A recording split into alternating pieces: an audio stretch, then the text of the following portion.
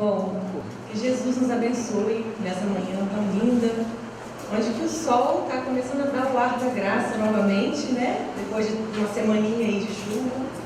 E ainda nesse clima de gratidão da prece inicial da nossa companheira, gostaríamos de agradecer imensamente ao Virgílio pelo convite, ao trabalho, né? Porque trabalhar para Jesus é muito gostoso, é muito importante para nós e nos fortalece. E agradecer também a amizade, o companheirismo e a disponibilidade de sempre da nossa amiga Leida, que todo mês a gente está aqui em Colatina e todo mês ela acolhe a gente, recebe, paparica a gente de um jeito maravilhoso. Então, agradecer também de coração a essa receptividade e hospitalidade da nossa amiga. Bom, alguns meses atrás, eu passei por um problema de saúde, onde eu precisei ficar de repouso, de cama mesmo, durante 2 meses. E aí, nesse tempo, quando a gente está passando mal, que a gente tem que ficar deitado, a gente fica na frente da televisão o dia inteiro, né?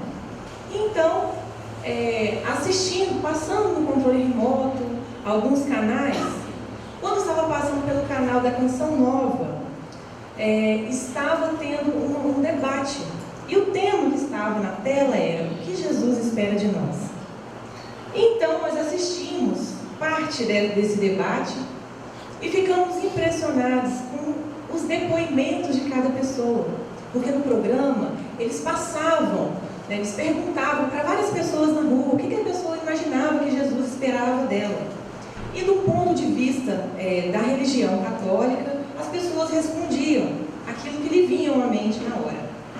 Pensando nisso, resolvemos elaborar algum estudo nessa área, já também com o ponto de vista espírita, porque nós espíritas somos questionadores, somos pesquisadores, teimosos e queremos saber das coisas direitinho, né? Então, pensando nisso, nós começamos a nos perguntar também: o que será que Jesus espera realmente de cada um? E é até muito pretensioso da nossa parte querer entender o que Jesus espera de nós.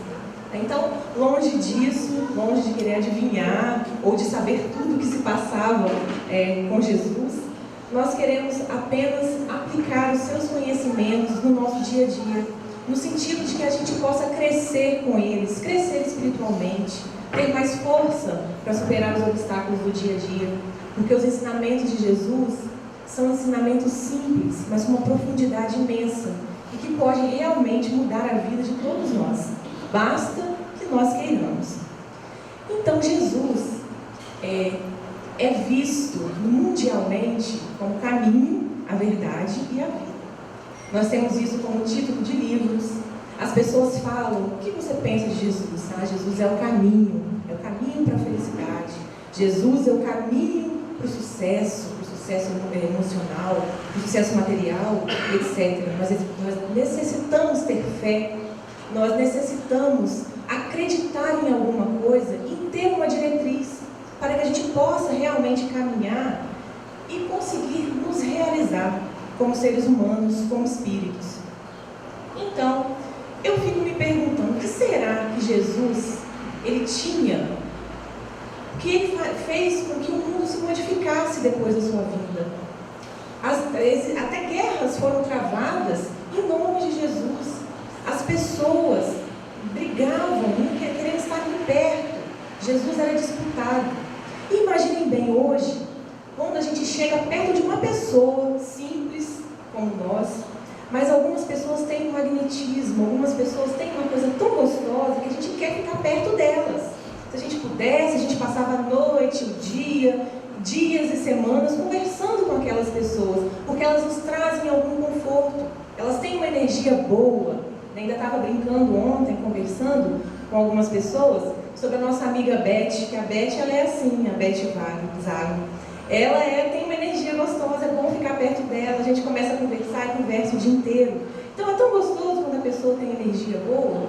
Agora imaginem bem o magnetismo de Jesus. Jesus, ele tinha a capacidade ímpar de compreender, de entender as pessoas que a ele chegavam. Então isso fazia com que todo mundo quisesse ao menos tocar em suas vestes, fazia com que todo mundo quisesse estar por perto dele, porque ele passava para as pessoas aquela energia tão boa que era capaz de curar. Vejam bem como Jesus, ele tinha uma coisa tão boa e que mudava realmente a vida das pessoas, e muda até hoje, que a gente não tem a presença física de Jesus, mas quando a gente precisa de conforto, quando a gente está passando aperto, a gente pensa logo em Jesus. Até hoje, mais de 2000 anos depois de sua estada aqui na Terra. Jesus é o nosso amigo generoso, ele é sinônimo de bondade, de compreensão e daquele colo que a gente corre toda vez que a gente precisa. Se hoje Jesus estivesse aqui no meio de nós e fosse fazer um atendimento fraterno, sentadinho, debaixo de uma árvore, num banco modesto, nada de salas com ar-condicionado e ambientes fechados, mas ao ar livre, uma paisagem bonita, se ele fosse receber cada um de nós e fizesse essa pergunta: o que você quer da sua vida? O que você quer conquistar para a sua vida? O que você precisa? E se ele fosse ouvir cada um de nós aqui presentes, com certeza, ele ouviria as ânsias das mais diversas. Muitos jovens, por exemplo, poderiam dizer: eu quero estudar, fazer uma faculdade, ter a minha profissão, me formar, ter uma vida profissional que me dê conforto e também que eu possa ter a minha família, criar a minha família com respeito, com conforto, etc. Talvez uma pessoa um pouco mais velha, já profissional, pudesse dizer a Jesus: Senhor, eu preciso ainda me especializar, eu quero ser um profissional ainda melhor, quero ajudar as pessoas. Talvez Jesus fosse escutar pessoas que fossem dizer: Jesus, eu quero ganhar a Mega Sena, eu preciso comprar um carro novo, eu preciso ter uma televisão de 50 polegadas na minha casa. Talvez Jesus fosse ouvir algum ancião que pudesse dizer assim: Senhor, como eu gostaria de ver os meus netos crescendo com saúde. O meu sonho é ver o meu filho se formando, porque eu não pude fazer isso quando eu era jovem. Eu quero muito poder fazer com que os meus filhos tenham um conforto que eu não tive. Talvez muitas dessas seriam as ânsias, os desejos que as pessoas poderiam hoje passar para Jesus. E é tão bom realmente quando a gente obtém alguma conquista, alguma vitória no sentido material. É tão gratificante quando pegamos um diploma na faculdade, uma especialização, somos profissionais reconhecidos pelo mercado. Como isso é importante, é gratificante. E olha que isso é uma conquista material. Agora imaginem bem uma conquista emocional. Imaginem quantas pessoas poderiam chegar para Jesus e falar: Senhor, eu gostaria de dormir uma noite inteira, pois eu tenho insônia já tem 3 anos. Outras poderiam dizer assim: Jesus, como eu queria sorrir.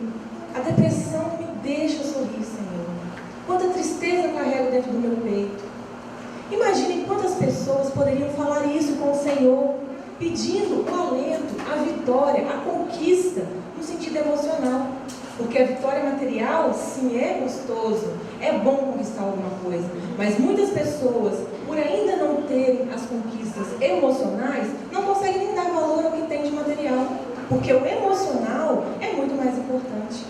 Agora, gente, imaginem bem as pessoas que poderiam chegar para Jesus e dizer: Senhor, eu gostaria de aprender a perdoar. Eu não consigo, eu fico presa. Eu não consigo perdoar aquela pessoa que me ofendeu, que me magoou. Aquilo faz com que eu não durma.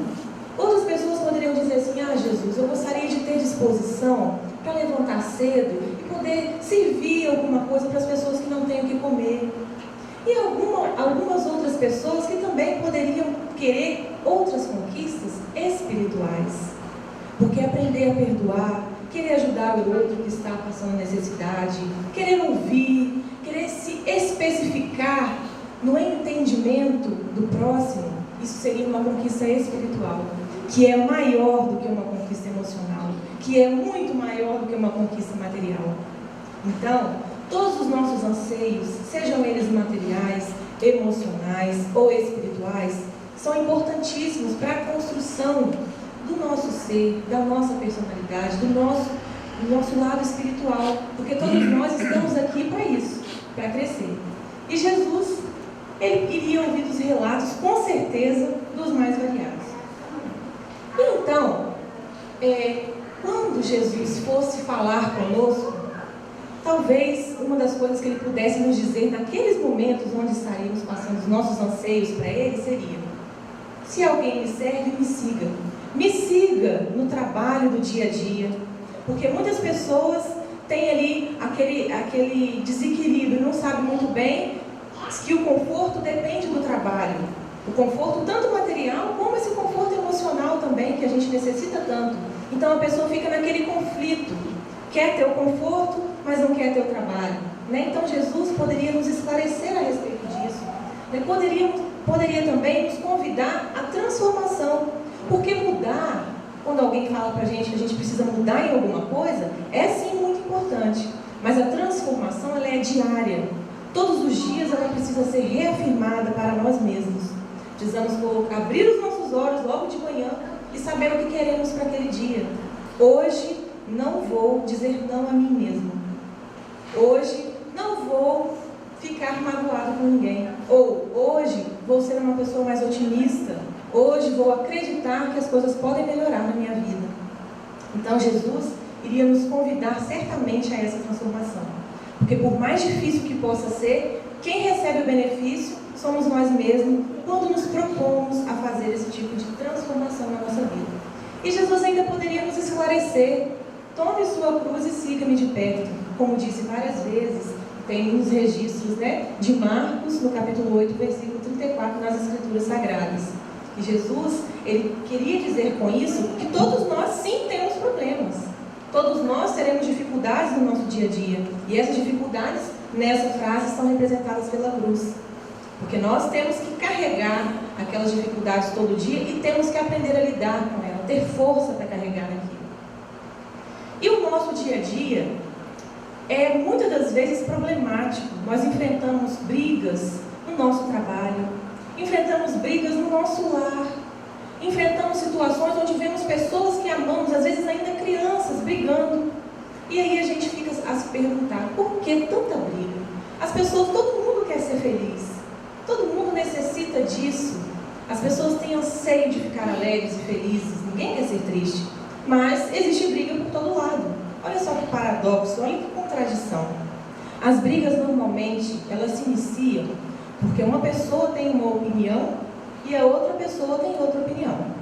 Isso não quer dizer que alguma esteja certa e a outra esteja errada.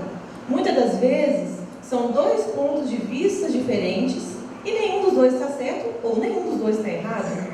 E por que a gente tem aquela necessidade de impor ao outro aquilo que a gente acredita ser verdade? É impressionante como nós brigamos para fazer com que o outro pense como a gente.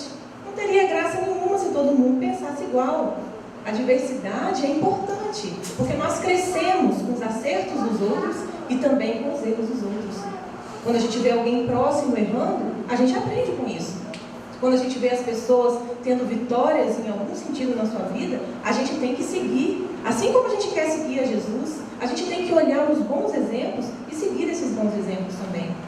Mas não, a gente briga. A gente quer impor ao outro que seja como a gente quer que ele seja.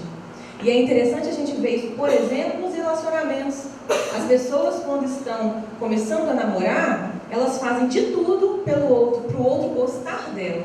Então é assim, normalmente a moça gosta de ouvir rock, mas se interessa por um rapaz que gosta de ouvir música sertaneja.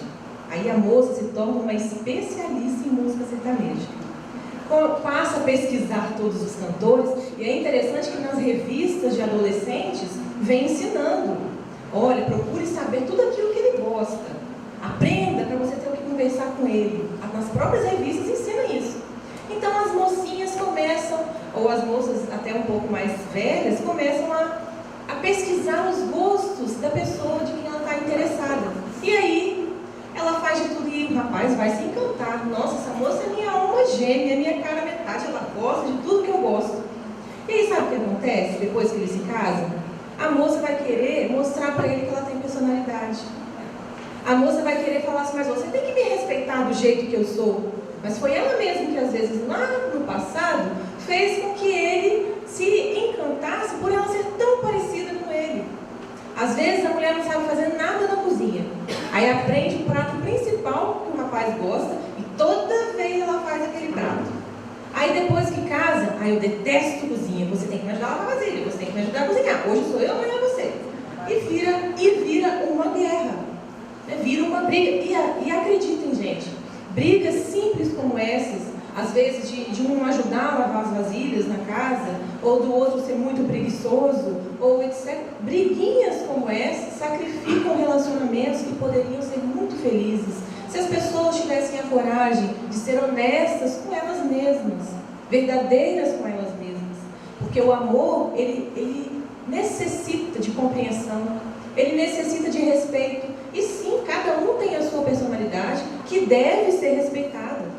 Muitas vezes a gente fica triste porque a gente pensa assim: mas eu sei que se a pessoa fizer isso, ela vai sofrer lá na frente. E aí a gente quer impor que a pessoa não faça aquilo. Se a pessoa não faz, muitas vezes ela fica frustrada depois. Se eu tivesse feito, podia ter dado certo. Mas muitas vezes ela vai e realmente acontece alguma coisa ruim. E aí o outro vai e fala assim: eu te avisei que não era para você não fazer. Mas o amor, ele requer a compreensão. Eu sabia que isso ia acontecer com você, mas vem cá que eu vou te ajudar, a gente pode mudar isso.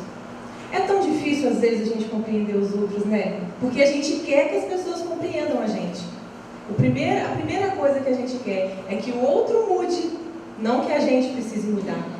Se alguém aponta: olha, você tem que mudar isso, aí a gente fica com raiva, a gente fica irracento, a gente não aceita que o outro está certo. E aí muitas das vezes os relacionamentos, os casamentos viram essas guerras, um quer provar que o outro está errado o tempo inteiro, e aí gera um desgaste. Nas relações de trabalho pode acontecer também, de terem muitas brigas e que as pessoas não conseguem parar em emprego nenhum, porque estão ali e brigam, aí vai para o outro emprego, briga também, porque ela leva ela com ela, né? A pessoa sai, ela não leva o problema, mas ela leva ela. Se ela é a causadora do problema, ela vai ter problema onde quer que ela esteja. Então, o que fazer diante desses conflitos? O que fazer para que as pessoas consigam conviver em paz? Que não imponham as suas verdades umas às outras?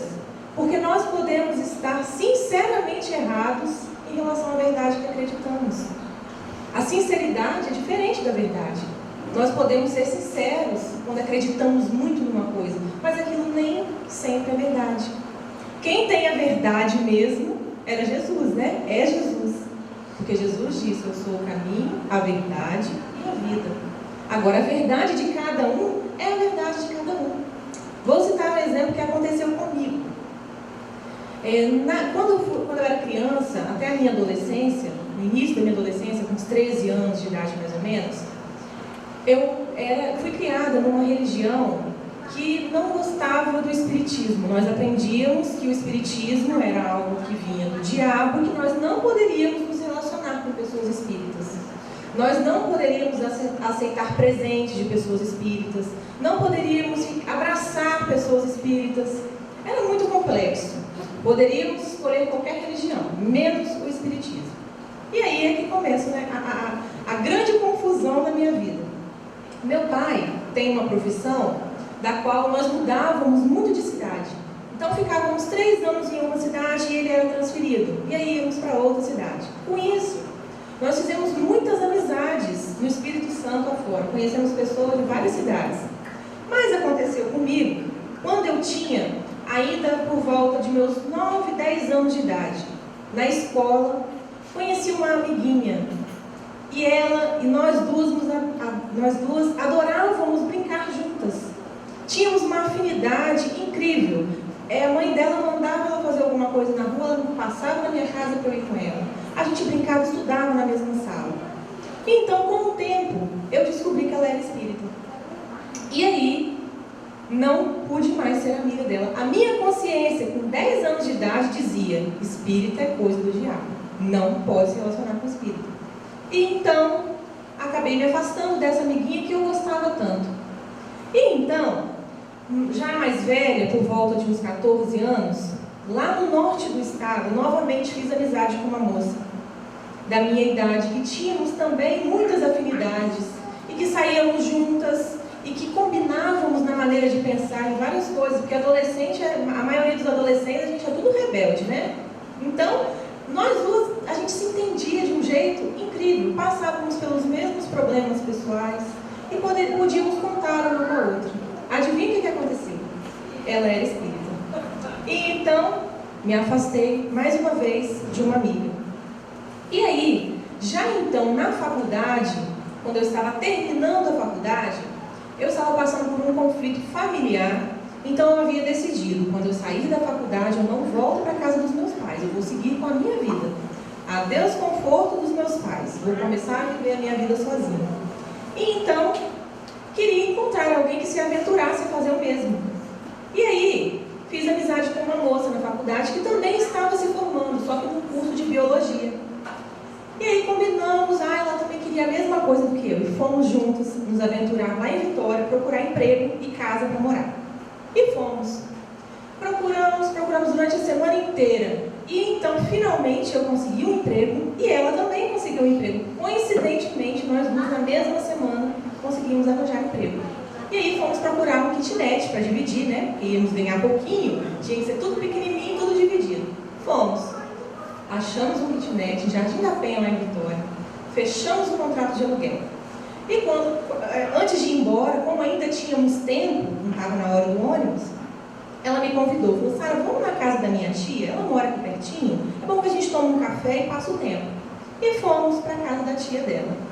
Ao chegar na casa da tia dela, na sala havia um sofá, parecido com esse sofá que tem ali atrás. Ele fazia uma volta e no meio do sofá tinha uma mesinha de cabeceira, uma foto de uma moça. E eu me sentei ali do lado daquela foto. Nisso a tia da minha amiga falou assim, menina, olha como sua amiga parece com fulana da foto. E realmente, a foto da moça parecia muito comigo. Eles colocaram do meu lado a foto lá para comparar. Nossa, olha o nariz, olha o igualzinho, parece até parente. Aí eu falei assim, mas cadê ela? Quero ver essa minha sósia, quero conhecer, ela não está aqui não? Aí a tia da moça falou assim, ela morreu no ano passado. Aí eu pensei assim, que pena, fiquei toda sem graça, porque eu não sabia como lidar numa situação dessa, né? Aí a minha amiga falou assim, tia, ainda bem que a gente falou nesse assunto, eu já ia esquecendo de falar. Recebemos uma comunicação dela na casa espírita. E eu estudando a mediunidade, ela se manifestou através de mim. Aí eu arregalei um olho de todo tamanho e pensei, meu Deus do céu, eu vou estar dormindo no quarto com essa moça. Se de madrugada essa mulher começa a falar tudo embolado, que começa a vir espírito, Deus me livre. Gente, eu tive a coragem. Hoje eu me envergonho disso, mas ela nunca mais ouviu falar de mim. Eu sumi, eu não dei satisfação em relação ao contrato de aluguel. Eu larguei o emprego que eu tinha conseguido com tanta luta, para não dividir o quarto com o espírito, para não dividir a casa com uma pessoa espírita. Vejam bem, como a gente sacrifica relacionamentos que poderiam ser para a vida inteira por uma verdade que a gente acredita. Eu acreditava de coração que eu não deveria me relacionar com espíritos. E aí, vocês pensam que acaba por aí? Fui morar sozinha em Vila Velha, comecei a trabalhar. Nas primeiras férias que eu tirei do meu emprego, viajei para Paraíba. Quando cheguei lá, me hospedei na casa de uma senhora que me tratou como se eu fosse uma neta dela. Fiquei um mês na casa dela, tratada assim, do bom e do melhor. Me levava para passear, tinha comida boa, comida do Nordeste, uma delícia. Tinha muita comida boa na casa dela, enfim, fui muito bem tratada.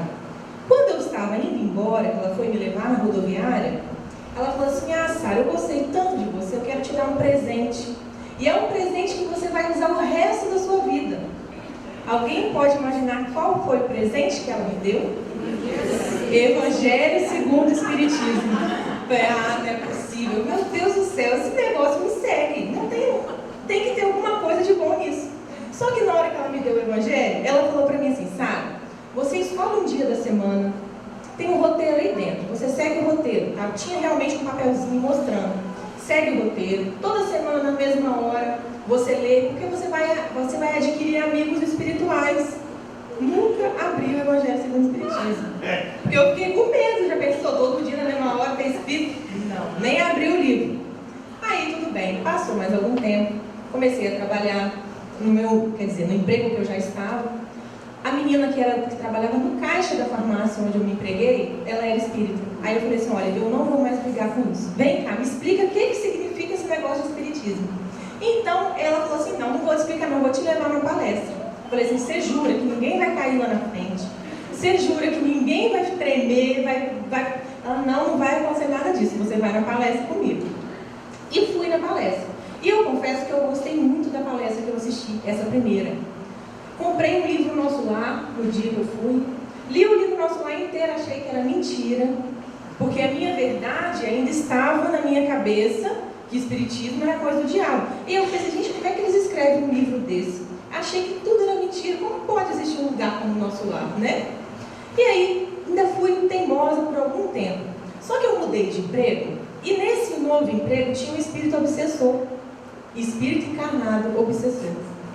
E ele era muito gente fina, ele era técnico de informática da farmácia que eu trabalhava, e toda semana ele estava mexendo nos computadores.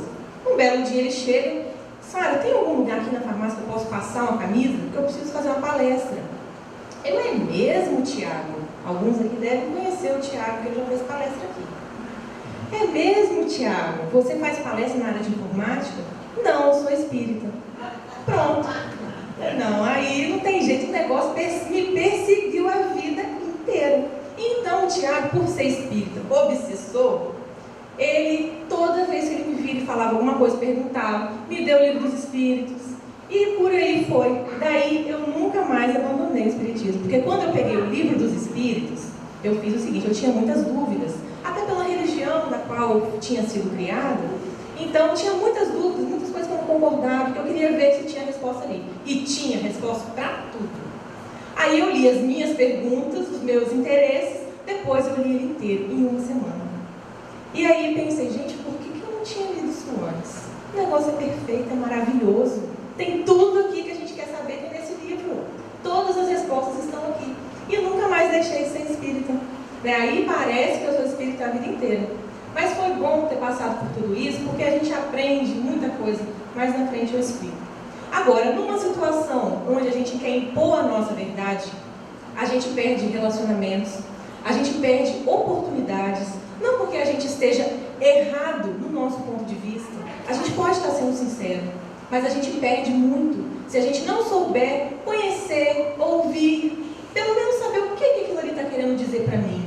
A gente tem que ter esse discernimento, conhecer de tudo, não ter aquele negócio, aquele preconceito com nada, porque isso vai gerar briga. E o que Jesus espera de nós no momento de briga? Na nossa convivência, façais aos homens tudo aquilo que queirais que ele vos fizesse. Faça a outro aquilo que gostaria que fizesse, fosse feito a você. Olha que ensinamento simples e profundo. Se todos nós aqui, na hora que estamos enraivecidos, furiosos, chateados, tristes, se soubéssemos nos colocar no lugar do outro, nós evitaríamos muitos problemas para a nossa própria vida. O espiritismo, os amigos espirituais tiveram muito trabalho comigo, porque depois que eu me tornei espírita, muita coisa mudou na minha vida, muita coisa mudou para melhor. Inclusive eu me casei. O espiritismo desencalha, que alguém tiver encalhado aí. Então, numa situação de tristeza, de depressão, de melancolia, como dissemos no início, quantas são as pessoas que já acordam deprimidas, sem conseguir ver nada de bom durante o dia, quando olham lá para fora, se está chovendo, então aí que a gente não consegue nem levantar. E os sonhos são a motivação, são o combustível para que a gente acorde, para que a gente tenha coragem de, numa segunda-feira, cedo, chovendo, você levante, arregace suas mangas e bora trabalhar. Trabalhar lá para o patrão, ou trabalhar também no sentido de ajudar os outros. Tem um vizinho, minha comadre, meu pai, minha mãe, meu irmão está precisando de mim. Eu levanto de manhã e vou, porque eu tenho um ideal, porque eu tenho um sonho, porque eu tenho um propósito de me renovar, um propósito de ser feliz.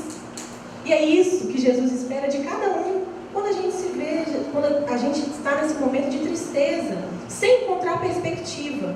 Gente, uma pessoa sem sonhos, normalmente não tem alegria de viver. Uma pessoa que não quer fazer, não tem nada em mente, não tem uma perspectiva, ela não tem alegria de estar viva. Quantas são as pessoas que estão nessa situação, tristes, fragilizadas? E também, às vezes, nós temos motivos para isso. Podemos falar assim: ah, mas lá na minha casa é uma tristeza. O meu marido é muito difícil. Ou podemos dizer assim: olha, a minha sogra me perturba dia e noite. Como que eu vou ser feliz com a sogra daquela? E no dia a dia, nós temos sim, todos os dias, situações para nos deixar tristes. Todos os dias. Se nós fizermos uma análise, ontem, ou talvez semana passada, passamos por algum momento de raiva. Passamos por algum momento onde quisemos chutar o pau da barraca, como diz o outro, né, no popular. Quisemos desistir de alguma coisa, porque assim, todos os dias nós temos motivos para isso. Mas todos os dias nós temos também motivos para ser felizes. Nós que devemos escolher. Em todas as situações nós temos dois caminhos. Ou eu fico com raiva, ou eu aprendo a conviver com isso. Ou eu fico triste, ou eu entendo essa situação para que eu não fique triste. Porque se eu fico triste, eu contamino a mim mesma, não contamino o outro. Se eu fico com raiva de você, você vai esquecer que eu estou com raiva de você. Eu não. Eu vou ficar com aquilo ali dentro de mim. E aquilo vai gerar um problema. Já sentiram a azia que queima? A raiva queima o coração. É a azia do coração, se podemos dizer assim, nos expressar assim. A gente fica com aquilo o dia inteiro, a gente não engole. Faz mal pra gente ter raiva. Faz mal pra gente ficar triste. Porque muitas pessoas que às vezes se encontram com depressão, elas alimentam a sua depressão. Elas estão sempre tristes. E aí elas acabam concentrando o seu sentimento no que está deixando ela triste. Porque ela não vê a perspectiva de alguma coisa que a deixe feliz. Então, gente, são muitas pessoas hoje no Brasil e no mundo que estão nessa situação. É claro que devemos compreender, é claro que não devemos julgar, mas cada um tem a responsabilidade de se reerguer também. Se estamos fazendo um tratamento, 50% a responsabilidade é do profissional que nos acompanha, mas 50% a responsabilidade é nossa. Senão não adianta. Não adianta a gente culpar que o remédio não está funcionando, que ele me falou, o médico me falou alguma coisa que não está resolvendo. Não adianta. Responsabilidade, 50% do tratamento, 50% é nossa. O que será que Jesus nos diria se estivéssemos sentados lá? Ah, Senhor, estou triste. Senhor, já tem um ano que eu estou triste. A minha vida é uma escuridão. Por que será que eu fico tão aflito assim, Senhor? Porque nós, quando nós estudamos o Evangelho segundo o Espiritismo, nós sabemos que as nossas aflições, que as nossas tristezas, elas podem ter causas lá atrás, de outras reencarnações, alguma situação pela qual nós passamos e que agora nós estamos resolvendo. Mas no Evangelho segundo o Espiritismo nos esclarece também que as nossas aflições, elas podem ter causas atuais. O título é exatamente esse, Causas Atuais das Aflições. Significa que nós colhemos exatamente aquilo que plantamos. Significa que se estamos passando por alguma situação difícil, alguma contribuição nós podemos ter dado a isso. E precisamos estar atentos a essa responsabilidade. Porque se nós contribuímos com alguma situação que nos deixasse tristes, não vai adiantar a gente se culpar. Não vai adiantar querermos ser mártires, ficarmos martirizando. O que vai adiantar é tomarmos uma atitude positiva em relação aos problemas. E o que será que Jesus nos diria numa situação dessa? Como conselheiro, como amigo? Bem-aventurados os que choram, pois que serão consolados. Hoje eu estou triste. Se eu souber aproveitar isso, se eu souber aprender com essa tristeza, amanhã eu sou bem-aventurado. Porque hoje eu estou sofrendo porque eu tive uma atitude talvez errada, equivocada. Mas amanhã eu não vou ter mais essa atitude se eu aprender. Os erros, as tristezas, os sofrimentos de hoje, eles têm que ser professores de amanhã. Porque amanhã nós não podemos errar mais, pelo menos não podemos mais errar do mesmo jeito que erramos hoje. Senão as nossas lágrimas são em vão. Se nós hoje choramos por alguma situação, nós temos que dar valor a cada lágrima que pinga e não deixar que ela volte de novo pelo mesmo motivo. Temos que aprender com as nossas dores. Por isso que hoje os que choram serão amanhã consolados. Porque nós aprendemos exatamente com as nossas próprias atitudes. Então, a vida, ela nos apresenta diversas situações onde nós podemos contribuir com alguma coisa. Por exemplo, na casa espírita, Muitas pessoas ficam com receio de trabalhar, porque às vezes pensam que não estão qualificadas para aplicar um passe, porque pensam que não estão qualificadas para trabalhar num grupo mediúnico, talvez de desobsessão ou reuniões de cura, porque pensam, eu não sou médium, eu não ouço nada, eu não sinto nada, eu não vejo nada, então eu não sou médium. Não me vejo nem direito, nem 2 palmos na frente do meu nariz. Vou ver espírito, né? Então muita gente às vezes pensa, não sou médium, não posso ajudar. Gente, Allan Kardec nos esclarece que todos nós somos médiuns. O que diferencia é o grau de ostensibilidade. Uma pessoa pode ser muito mais sensível em relação a outra. Agora, a pessoa que não é sensível, que não vê, que não ouve os espíritos, ela pode estar ali mentalizando coisas boas e doando energia para aquele que está tendo o trabalho de prestar o corpo à incorporação ou à psicografia. Aquele que está trabalhando pode passar sua energia positiva através do passe. Aquela energia cura. Então temos trabalho o tempo inteiro. Podemos também ajudar as pessoas na rua. São muitas as casas espíritas, por exemplo, que oferecem sopa, alimentos, cesta básica. Mas não precisamos estar vinculados a nenhum grupo para ajudar o próximo. Não precisamos ser espíritas nem católicos.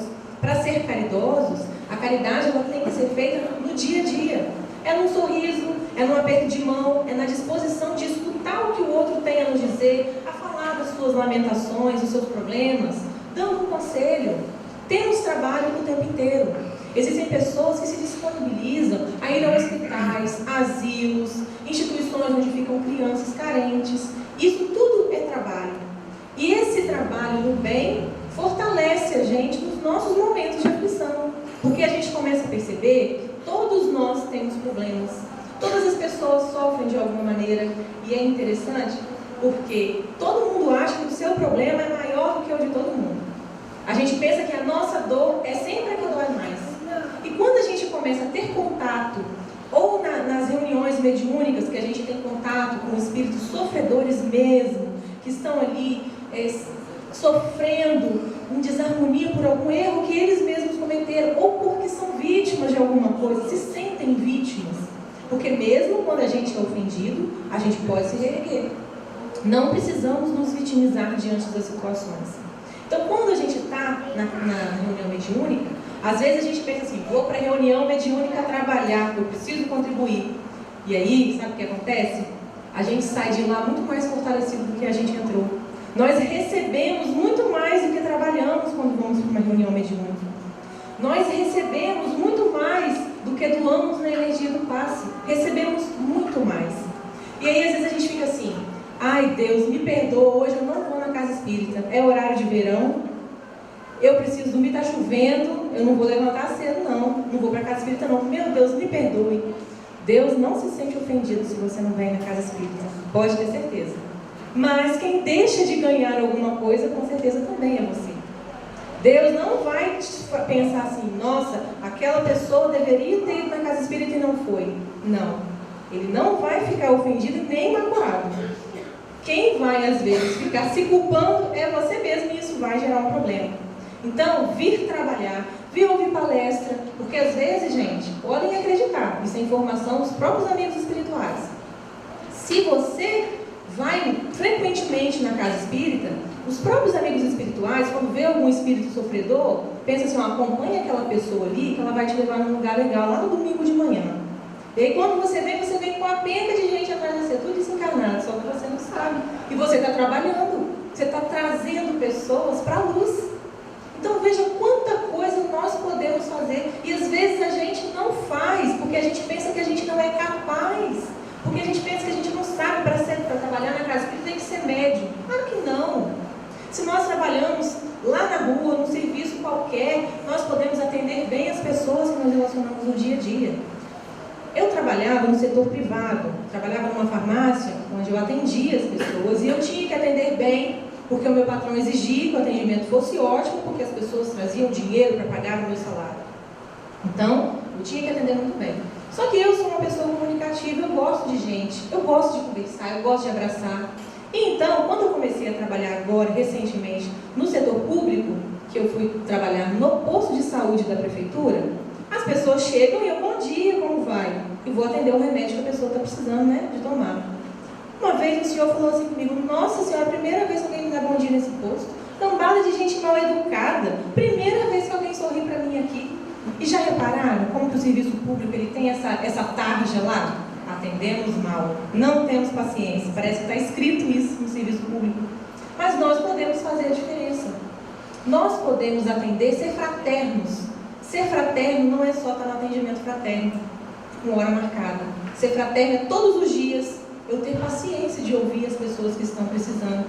E aí aconteceu uma coisa interessante comigo, porque eu estou querendo realizar um projeto na minha área profissional. Então, saí com a minha cachorrinha pela praia, lá em Guarapari, sentei de frente para o mar, comecei a conversar com Deus. Ô Senhor, abençoa esse projeto, Senhor. Eu sou uma pessoa tão boa. Porque a gente gosta de barganhar, né? Eu sou legal. As pessoas chegam para mim, eu sorrio para as pessoas, Senhor. Eu tenho tanta boa vontade. Por favor, abençoa esse projeto. Como se precisasse da gente ser alguma coisa para Deus abençoar a gente, né? Não precisa. Deus ama todos nós do jeito que somos, né? Mas comecei nessa barganha. Tá bom, me senti aliviada. Pensei assim, vai dar tudo certo. No dia seguinte, de manhã lá em casa, o telefone toca. Era uma senhora que eu havia conhecido no encontro, lá em Guarapari, que teve encontro de mediunidade. E essa senhora estava numa situação realmente de desequilíbrio e nos pediu ajuda. E eu, no momento, não estava podendo ajudar, porque estava enferma, passei a bola para o Celinho. E Celinho atendeu, fez todo o atendimento e deu o telefone lá de casa. Olha, se precisar, pode ligar. Se eu não tiver, a Sara atende. Aí aconteceu que a Sara atendeu. A mulher ligou e conversamos pelo telefone. Mais ou menos 1h30. Ela reclamando uma situação e eu tentando esclarecer de cá. E ela falando, foi praticamente um atendimento fraterno por telefone. Só que quando eu estava desligando o telefone, eu pensei, meu Deus do céu, essa mulher não entende. Eu estou falando com ela tem 1h30, essa mulher não entende. Aí veio a minha própria voz. Ô Senhor, eu tenho tanta boa vontade com os outros. Me ajuda. Vejam bem como a gente se trai. Porque às vezes a gente faz uma coisa boa, a gente acha que a gente é gente boa. Então a gente precisa o tempo inteiro estar renovando, transformando todos os dias, reafirmando aquilo que nós queremos ser. Eu quero ser uma pessoa de boa vontade com os outros. Para isso o que eu preciso? Ter paciência. Ter força. Ô Senhor, me dá força. Eu quero realizar tantos projetos na minha área profissional, mas eu quero também ser uma pessoa boa. Quero também poder ajudar de alguma maneira os outros. Porque a gente se trai, né? Então, gente, numa situação onde podemos trabalhar, ajudar ao próximo, o que será que Jesus nos falaria se sentássemos lá e contássemos tudo isso para Ele? Se sabeis essas coisas, bem-aventurados sois se a fizestes. Está registrado lá em João, no capítulo 13, versículo 17. Existe uma diferença muito grande entre saber e fazer. Entre escutar uma coisa boa e saber colocar em prática. Em ter a nossa responsabilidade de fazer as coisas boas acontecerem. Então, se você sabe de uma coisa, se você faz, bom para você. Ponto para você. Porque se você sabe e não faz, a sua consciência vai te pegar um dia. Eu podia ter feito alguma coisa e não fiz. Né? Aqui a gente tem uma foto de vários amigos espirituais. A gente fala tanto neles, né? Então é legal a gente colocar a foto deles aqui. Joana de Ângeles, Allan Kardec, Bezerra de Menezes. Olha só que beleza de foto. E aí, nós vemos no dia a dia também pessoas que estão em situação, olha só, uma pessoa brigando com um cofrinho, outra pessoa trabalhando. Quantas são as pessoas que hoje estão em situação de crise financeira? Porque às vezes a gente não sabe dar valor às coisas, a gente acaba gastando mais do que pode, e aí a gente pede a Deus para ganhar na Mega Sena. Né? Quantas são as pessoas que passam por situações de extrema pobreza, de desemprego talvez, que não conseguem arranjar um emprego? E é claro que haveria pessoas assim na terra hoje que iriam reclamar sobre isso com Jesus. Jesus, meu dinheiro não dá para nada, Senhor. Eu quero comprar as coisas, não posso, está faltando o que comer lá em casa. Muitas das vezes acontece, podem acreditar, parece mentira, mas não é. Acontece que a gente mesmo, a gente atrai para a gente algumas situações. Então, a gente começa a pensar no lado sempre positivo das coisas, a sentir o lado sempre negativo das coisas, e a gente fica preso nesse ciclo vicioso. E então a gente não consegue pensar em soluções, a gente não consegue pensar em coisas boas para fazer, porque a gente está preso às coisas difíceis. Às vezes em situações simples, por exemplo, você chega em casa, abre a geladeira e vê que só tem garrafa de água. Aí você pensa, meu Deus, não tem nada aqui em casa. E você vai dormir pensando que não tem nada na geladeira. Ou seja, você está preso àquela situação de nada, não tem nada, não tem nada, não tem nada. E você fica preso àquilo sem ter espaço na sua mente para ser criativo e imaginar o que fazer para conseguir ter um trabalho. O que eu posso fazer de diferente para inovar? Meu empreendimento não está indo certo, não está dando certo. O que eu posso fazer para inovar? Né? E a gente pensa que às vezes Deus e Jesus nos ajudam no lado só espiritual ou no lado só emocional. É claro que não. Nós precisamos também da nossa vida material e não há problema nem pecado nenhum nisso, tá? Então, o que será que Jesus nos diria numa situação de miséria e de dificuldades? Não se turbe o vosso coração. Credes em Deus, credes também em mim. Algumas traduções bíblicas dizem, não se perturbe o vosso coração. Porque às vezes a gente fica perturbado com situações difíceis e não conseguimos sair delas. Então, fé, vamos acreditar que as coisas podem melhorar, vamos ser criativos para mudar a nossa própria vida, em todos os sentidos. E aí essa é uma situação muito comum no nosso dia a dia. A gente vê as pessoas passando na rua e a gente julga. A gente julga as pessoas pela roupa que ela veste, por um comportamento que ela adota, que ela se sente feliz, mas nós nos sentimos incomodados com aquele comportamento. Às vezes a pessoa faz uma coisa que a gente considera uma atrocidade e a gente julga, mas a gente esquece das atrocidades que nós pensamos, que às vezes nós mesmos cometemos. Todos nós, em algum momento, já pensamos mal alguma coisa ou de alguém, então a gente se esquece e aponta o dedo para o outro. Nos tempos de Jesus, haviam os fariseus, que eram considerados pessoas, os santos da época, né? Eram pessoas que entendiam das Escrituras, eram pessoas que tentavam Jesus o tempo inteiro, querendo demonstrar o conhecimento que tinham das Escrituras. E esses fariseus, eles aparentavam ser santos, mas eles eram pessoas que por dentro eles tinham um sentimento de egoísmo e a necessidade de dominação. Hoje em dia, nós podemos comparar os fariseus às pessoas que são puritanas demais. Normalmente as pessoas que são muito puritanas, elas escondem dentro dela desejos ou sentimentos que ela vê que o outro tem sem medo nenhum e incomoda ela, porque ela não consegue, porque ela quer manter uma pose. Será que aqui em Colatina tem alguma pessoa assim? Eu acho que aqui não, né? Eu acho que é mais lá para Guarapari, pra cá não deve ter disso. E na época também existiam os saduceus. Os saduceus, eles já eram pessoas que não acreditavam na reencarnação, não, ressurreição. Eles não acreditavam na ressurreição, eles não tinham muito conhecimento das Escrituras, eles achavam que a vida era só aquilo.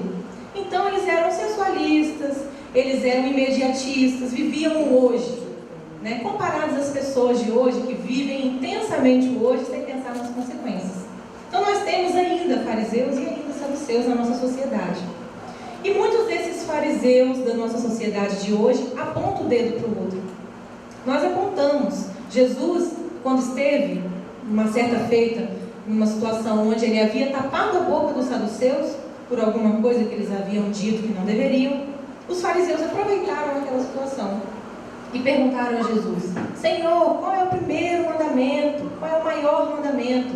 E Jesus respondeu aos fariseus: amarás a teu Deus de todo o teu coração, de toda a tua alma, de toda a tua mente. E aí, Jesus, na sua infinita sabedoria, disse, e aqui vai o segundo, semelhante ao primeiro: amarás o teu próximo como a ti mesmo. Significa dizer que nós precisamos nos amar, nos respeitar e assim, com a mesma intensidade, fazer isso aos outros. Não apontar o dedo para ninguém, porque todos nós temos problemas. Por maior que seja a atrocidade que nós consideramos que o outro fez, não devemos nos permitir a isso. Porque Jesus, ele nos disse: não condeneis e não serei condenados. Porque ninguém gosta de ser julgado. Mas julgar, né, é tão fácil, tão bom falar dos outros. A gente fica naquela situação covarde de que a gente não tem defeito, né? E assim a gente julga as pessoas. E nas coisas mais simples, podem observar. reportagem de uma pessoa muito conhecida que está passando por um problema de saúde muito sério.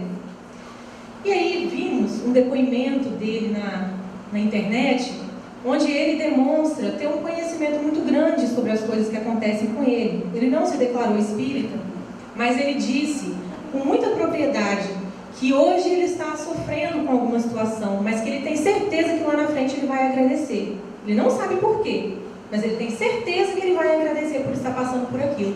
Quem teve a oportunidade de ver esse depoimento dele na internet, é de emocionar mesmo, porque em nenhum momento ele reclama ou chora, ele sorri. Aqui nós temos uma foto dele, já demonstrando os sinais que está tratando de uma patologia grave, mas sorrindo. Porque, gente, todos nós estamos suscetíveis a passar por algum problema de saúde. E muitas das vezes, esses problemas de saúde estão por causa da condição do nosso próprio pensamento ou do nosso próprio sentimento. A gente, às vezes, é muito intolerante, ou às vezes a gente guarda muita mágoa. Tudo isso vai criando raízes dentro de nós e traz depois uma doença, traz depois uma patologia. Mas em situações dessa, Jesus nos abraça e diz: vinde a mim, todos vós que estáis aflitos, que eu vos aliviarei. Podemos correr para Jesus, ter fé, que as coisas acontecem da maneira como precisam naquele momento. E nós temos que ter o discernimento para aceitar essa situação. Então, para finalizar, Jesus, ele nos quer ver vencedores, vencendo os nossos traumas emocionais, vencendo também espiritualmente, crescendo a cada dia, aprendendo a perdoar, aprendendo que sendo bom para o outro, eu estou sendo melhor ainda para mim mesmo. Jesus, ele quer que nós sejamos vitoriosos também nos nossos empreendimentos materiais, desde que aquilo não se torne para a gente uma fixação, desde que para aquilo a gente não esteja querendo passar por cima dos outros ou ser melhor do que ninguém. Nós queremos apenas realizar os nossos sonhos, e nós temos condições para isso, porque Jesus nos disse: vós sois deuses. Isso significa que todos nós temos o potencial divino dentro de nós e que deve ser utilizado para o bem de nós, para o bem do próximo. Quando nós estivermos com todas essas situações querendo realizar as coisas profissionais, realizar as coisas emocionais, vamos nos lembrar que nós somos deuses. Quando estivermos numa situação de briga na nossa casa, quando estivermos convivendo mal com o nosso esposo ou com a nossa esposa, vamos nos lembrar que cada pessoa tem um potencial divino. Cada pessoa pode ser carinhosa, cada pessoa pode ser compreensiva. É que nós também precisamos ser assim. Para conquistar aquilo do outro, a gente precisa também doar aquilo da gente. Tem um médico chamado Deepak Chopra, e ele escreveu um livro chamado As 7 Leis Espirituais do Sucesso. E a primeira dessas leis que ele coloca para nós é a seguinte: se você quer uma coisa de alguém, dê primeiro a ela. Primeiro você dê compreensão, para depois você querer ser compreendido. Primeiro você dê atenção, para depois você requerer atenção para você. Isso é uma lei para se obter sucesso. Jesus nos mostra tudo isso a cada dia. Então nós desejamos que cada um aqui presente hoje possa sair daqui mais atento às suas responsabilidades, que possa sair daqui mais atentos àquilo que estão sentindo e que possam controlar esse sentimento, que possam modificar esse sentimento toda vez que isso estiver incomodando. Nós temos bases, nós que somos espíritas e estudiosos, temos muitas bases para isso, muitos livros para ler, mas vamos nos lembrar que saber e não fazer não adianta nada. Nós precisamos colocar todo o nosso conhecimento em prática, porque o conhecimento com amor faz com que a gente seja sábio, faz com que a gente possa também ser exemplo para as outras pessoas, porque bem ou mal nós já somos, são muitas as pessoas que nos seguem. Então desejamos a todos muita paz, muito discernimento, força e boa vontade. Eu quero muito agradecer a compreensão de vocês, os ouvidos e a atenção, os olhinhos vidrados aqui. Muito obrigada mesmo pelo carinho. Todo mundo fala que falar em Colatina é uma delícia, porque a energia da casa espírita é ótima. A energia da casa espírita, quem traz é cada um aqui presente. Então quero muito agradecer mais uma vez o convite e também a atenção de todos.